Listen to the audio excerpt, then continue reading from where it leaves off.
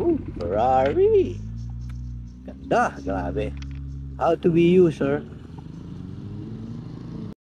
Morning, August 3, Sunday. Ay, nako. So, inaantok-antok pa tayo. Trabaho Sunday tayo. On the way to Lipa, Batangas. At syempre, yun o. Lagi natin kasamang Honda CRF na Enduro, dual sport. Masarap kasing gamitin, mabagal pero yung mga pinapasok natin iba-iba. So ngayon, nandito tayo sa rotonda ng Nuvali at yun yung pakanan papunta Marcos Mansion. So dadaan tayo dito sa, alimutan ko yung barangay something, no? So minaps ko muna. Try nyo Jofels Lomi. Doon tayo dadaan. Tapos pababa tayo ng Santo Tomas. Hindi pa ako nakakadaan doon eh. So try natin yung alternate route doon. Samahan nyo ako para makita nyo. So dito tayo sa Rotonda. Okay? Sama kayo panoorin nyo naman yung video ko. So ito yung pupuntahan natin, yung Jofels Lomi. Ito tayo. Yan. Actually ano lang yan. Yan lang yung isa kong point. Tapos bababa tayo ng Santo Tomas. Going to Lipa. So tawag dito. Diyan muna tayo. And then maps tayo ulit going to Santo Tomas and Lipa. Right. Go go. CRF Gaming. Alright, so dito tayo dadaan sa Yulo. Kanan tayo dito. Iyan. Ito yung may McDonald's. Ayan. So continue daw for 4 kilometers. Dati naalala ko, dito yata yan yan yung mga nilalabas na yan. Maliit na daan dyan, ang labas nyo, Kabuyaw. Ayan kaya yung mga nakabike, ayan dyan sila dumadaan. Nakadaan na ako dyan parang binutas nila yung isang bakod.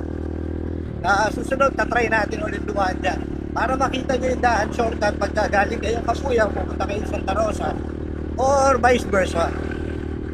Ayun, naalala ko na sa Barangay Bunggo. Yung nagpunta rin ako dati kay Kuya Ariel Slomi. Tagal na yun, 2021 pa yata yun. Ang gamit kong motor na naka-KTM ako ng 390 Adventure.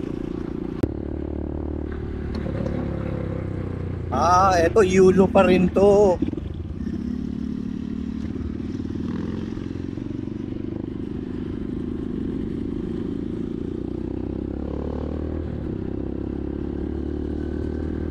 One and a half kilometers, magaling kayo ng Jollibee doon.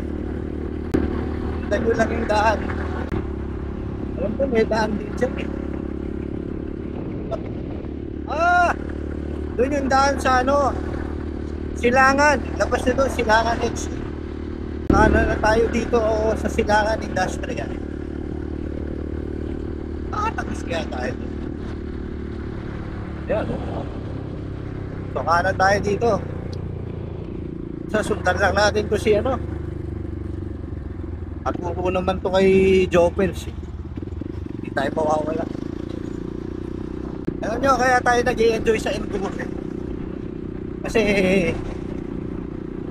kahit saan natin pwede talin, diba? Kahit anong terrain, medyo masakit lang sa puwet kasi upuan ito manipis, hindi gaya ng mga scooter malalapad yung mga upuan. Kaya mapapansin nyo or baka makakita kayo ibang enduro rider tumatayo sa motor. Gusto lang namin kayo bigyan ng kumbaga parang info. Hindi po kami nagyayabang pagka tumatayo po kami sa motor. Masakit lang talaga yung puwet namin. Kaya kami natayo. Hindi po pagyayabang yun. Baka kasi yung misconception na yabang nito, makatayo sa motor. Masakit po puwet namin. Gabi siguro mukhang madilim dito kasi wala akong nakikita mga poste ng ilaw. Tapos na tayo kumaliwa. Uy, memory pala dito. Ito na, tama. Ito na yung main road na papunta ng Carmel, yun. Ito na yung Kalamba. Kaya kakaliwa tayo dito. Tapos pa kakaliwa, kakanan tayo dito sa Pinoy. Ito na yung dito.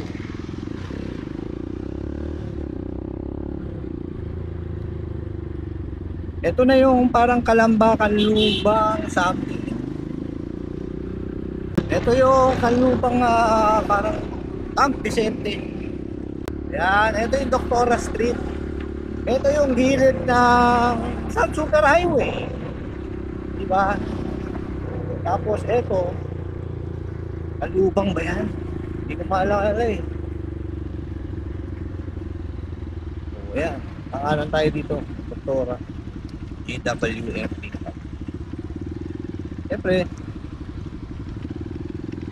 tayo ka sa Songpa. Tayo makakapasok na sa Sugar Highway. Dito medyo matraffic na. Singit-singit pa lang tayo. Ganyan naman.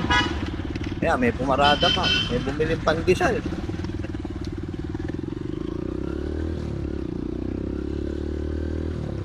Hindi kaya tayong pandesal. Yung mga dinadaanan ko, hindi ko naman pwede sabihin sa inyong shortcut eh. Naghahanap lang ako ng mga daan na hindi ko pa nadadaanan. Kasi minsan nakakasawa naman yung lagi mo na dinadaanan kung doon ka dumana. At least dito, pag, nakadaan na ako dito meron kang meron kang alternate route na pasikot-sikot na kahit wala kang Google Maps, nadaanan mo na. Hindi ka mawawala. Labas nito, alam ko meron dito McDonald's. McDonald's, nakikita ko na. Confident Street, eto, nasa Doctora Street tayo. Ganda, confident. Confident na tayo na makakarating tayo Jopels. Kung saan ako pinapadaan ni teka, patino na to eh. Alam ko dun eh, may daan dun eh. Ba. Pati tayo dito sa sa gilid ng gitna. Nadaanan ko na yan eh, yung kanan na yan. Dito na lang tayo sa Confident.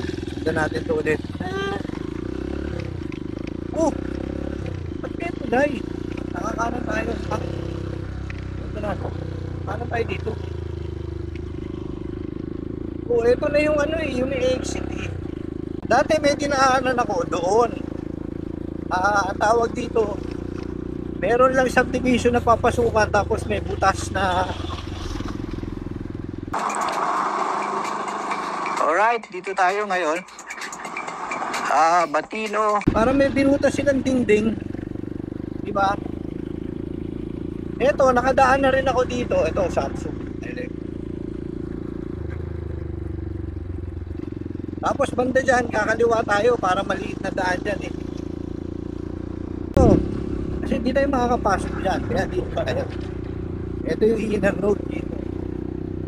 Kaya tipak-tipak yung kalsada rito kasi dinadaanan ko ng mga truck. Uy, tayo. Tagaytay Barandal Road. Yan o, daan. Actually, yung Barandal Road na yan, pag nandun kayo sa Tagaytay, sa Kalamba, ito, itong daanan. Pag gumaliwa kayo dyan, labas yung Kalamba eh. Sunod na natin yan dadaanan. Sunod, dyan tayo dadaan. Pagka mga 4 wheels, medyo masikip dyan. Sunod, doon tayo dadaan sa kabila. Sa may McDonald's kanan. Ay, nakapag-deliver na ako ng motor dito sa subdivision na to. Sentosa, kay J-Lo. Harley Davidson na Sportster S. O diba mga tropa, hindi ko naman sinabi sa inyo diba? Shortcut. Ano lang to? Segway. Alternate route. Alam nyo naman ang pagbumotor, diba? Hindi naman yung laging destination, minsan yung biyahe natin. Diba? Kung paano tayo nakarating dun sa pupuntahan natin. Yun yung importante. Kaya sa bawat ride, enjoy lang. First, Kalamba. Ito, so Kalamba pala to. Kalamba, Laguna ang address dito. Kaya sabi ko parang yung daan doon kanina yung kanan sa Macdo, mas mabilis din. Purpose nga nito para madaanan natin. Buti na lang presko hangin dito. Di po ganun kainit. Siguro ano oras na ba? Mga 8 o'clock, 8:30 na. Ayan! Ito yung sinasabi ko sa inyo. Yan o, yan o. Yan. Diba? Mas malapit dyan eh. Pag kumanan tayo sa McDo. Bubuyan. Integrated School. Naswerte Farm. Diba? Parang malaki yun ha. Parang maganda dun ha. Ayan, 300 meters. Kakaliwa na tayo sa Laurel. Ayan, yung kulay blue na waiting shed. Tama. Tapos banda ron, pag dumiretso kayo, si Ariel Slomi. Mamaya pag uwi, dito tayo dadaan. Papunta na ang Lipa, dito na rin ako bababa. Kaya ako dito dumaan sa Jofel. Para malaman ko yung dadaanan kasi puro barangay road eh. Puro ganito yung dadaanan nyo dito kaya maganda. Maganda yun. O, ito na. Alright, so ito na yung Jofel. Ayan, so dito maraming kumakain, maraming ayan. Yung may-ari nito si ano pangalan nun, basta ang apelyido niya Cabrera. So hindi na tayo pa-park. Destination reach Jofel's Lomi. Papalit na lang muna tayo ng baterya dito. Doon tayo sa baba. Ayan, yung Jofel's. Ayan. Meron silang, papatayo na ng bahay dito Grabe, big time na talaga si boss. Oo. Ito na. Yun yung motor niya, yung big bike na Z1000. Grabe, big time na. Doon tayo sa baba. Alright. Galing tayo ng Jofels, di ba? Nakita nyo kanina. So ngayon, nandito tayo sa B. Laurel Street. Kalamba. Alam ko Kalamba to eh. Bababa tayo na Santo Tomas via this road. At pupunta tayo sa Kumba Horse Riding. Samahan niyo po ako sa ating biyahe. Anyway, nag-i-explore tayo ng kumbaga mga daan-daan, di ba? Hindi na lang yung lagi natin dinadaanan yung the usual. Sa lahat ng mga riders at saka shoutout sa solo riders community. Nakakatuwa, nakaka-inspire yung mga post doon sa page na yon. Kasi yung mga hindi mo pa napupuntahan, mapapanood mo rin sa kanila. Iba pag solo eh. Ride at your own pace. Meron kang gustong hintuan, ay hintuan. Gaya nito, yung napakagandang view na yan. O diba, ayun o. Napakaganda naman. So may enjoy mo, may explore mo bilang isang solo rider. Kaya lang alam nyo, minsan dun sa Facebook page na yan, minsan may naghahanap dun ng may nagpo-post sino gusto makasama mag-ride. Siyempre kaya nga community. Ang community kasi para makilala mo rin yung makakilala ka ng ibang tao. Diba? Kaya yung pag nagpo-post tayo doon na naghahanap ng ride, may magko-comment. Kaya nga solo ride eh. May kuwagan. Ako naman, hindi naman ako pala comment. O etong sinasabi ko, ano lang to, my own thoughts. Kaya ano lang natin to. Kagaya sa amin dito sa Cavite, ngayon pa na, August 3, mamaya magkikita sila para distribute na sticker. So may makikilala ka para at least along the way kung saan ka man, ay taga rito, di ba? Meron kang kilala o kung ano man mangyari, may tutulog sa'yo sa community.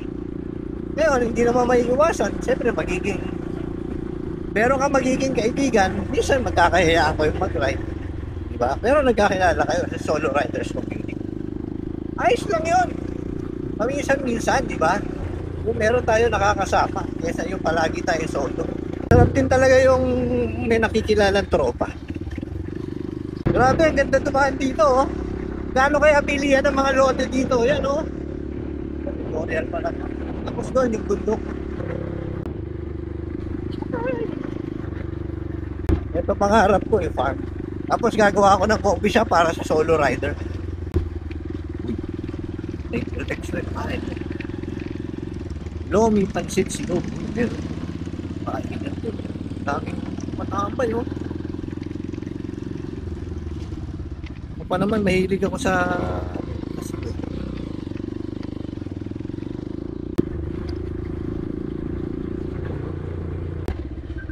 Sawa ko. Mahal! Dito na ako sa Santo Tomas. Tanawan na, yun, tanawan na to. Sandia. Sabi nakapark. Meron. May traktor na.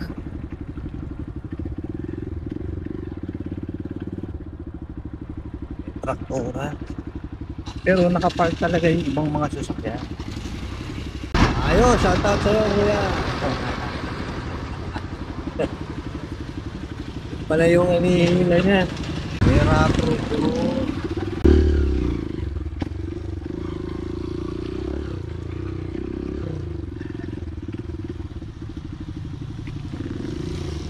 Kuya, pakira.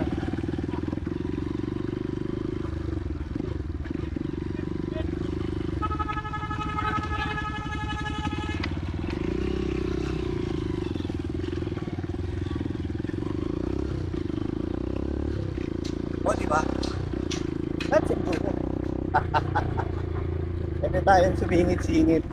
Nakatakot si kuya kanina, may hawak na karet eh. Kaya binati ko eh. Baka mamaya magalit sa atin. O, dito lang may ginagawa na o. Pero kapraso lang. Pag nagawa to, okay na ulit. Yan, ang kapal na semento. Kuya, ibabaw na. Hop! Ano nangyari? Nag-lock up.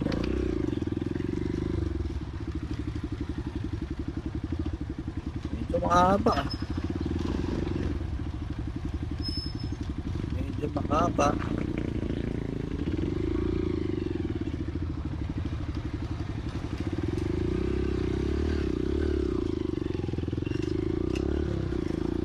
Tayo. Babaw na tayo dito. Yan o. Di ayos.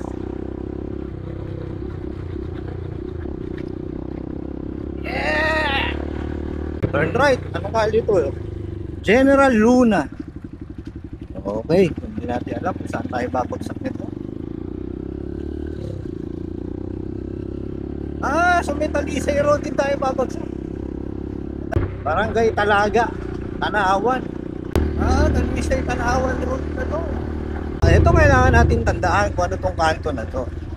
So, sa kanto na to, may nakalagay na Talsik Pusod. Tapos yun, Jardin si Antonio. Yun, dami rider. Ayun, Flex Fuel. Grabe, dito rin pala ako babagsak. Flex Fuel. So, tandaan nyo yung Flex Fuel na yan. Yan kayo kakanan o kakaliwa.